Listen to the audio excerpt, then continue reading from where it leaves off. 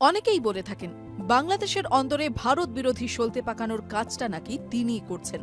তবে সরকারি খাতায় কলমে তিনি একজন চিকিৎসক, আর অনলাইন পরিচয় বাংলাদেশি অ্যাক্টিভিস্ট হিসেবে।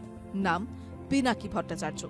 এবার সেই পিনাকি ভট্টাচার্যের বিরুদ্ধে সুর চড়ালেন তসলিমা নাসরিন। বাংলাদেশে তৈরি হওয়া অস্থিরতার জন্য তার দিকেই দায় ঠেলে দিলেন তিনি।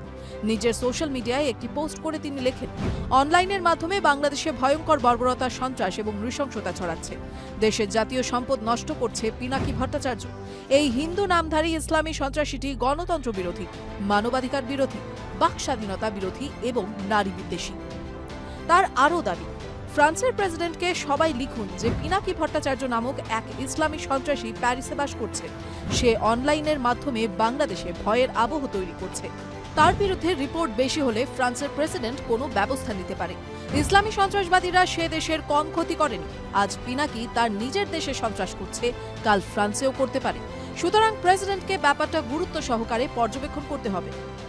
উল্লেখ্য, রাজশাহী মেডিকেল কলেজ থেকে নিজের MBBS ডিগ্রি নেওয়ার পরে পরবর্তী পড়াশোনার জন্য ফ্রান্সে চলে যান পিনাকি।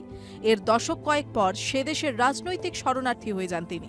তবে শরণার্থী হওয়ার আগে অনেকটা সময় বাংলাদেশের অন্দরে রাজনৈতিক কার্যকলাপে যুক্ত ছিলেন তিনি। ওয়াকিবহাল মহলের মতে, বাংলাদেশে বরাবর হাসিনা বিরোধী কার্যকলাপ চালিয়ে এসেছে সে। এমনকি তার একাধিক ভিডিওতে কান পাতলে ধানমান্ডির বাড়ি ভেঙে দেওয়ার নিদান হামেশাই শোনা যাবে। অবশ্য সেই বাড়ি আপাতত আগুনে জ্বালিয়ে গুড়িয়ে দিয়েছে মৌলবাদীরা, আর তা নিয়ে ক্ষোভ চড়িয়েছেন তসলিমা। রাজনৈতিক পিচে পিনাকি প্রথম জীবনে ছিলেন বাংলাদেশের কমিউনিস্ট পার্টির সদস্য। যোগ দিয়েছিলেন 1990-এর গণ অভ্যুত্থানেও। রাজনৈতিক জীবনের প্রথম থেকে তিনি আওয়ামী লীগ বিরোধী।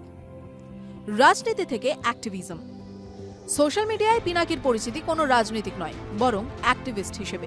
2018 সালে যখন সড়ক নিরাপত্তা আন্দোলনের জেরে হাসিনার পুলিশের হাতে গ্রেফতার হন শাহিদুল আলম, সেই সময়কালেই পিনাকিকে তাদের সদর দফতরে তলব করে বাংলাদেশের গোয়েন্দা সংস্থা।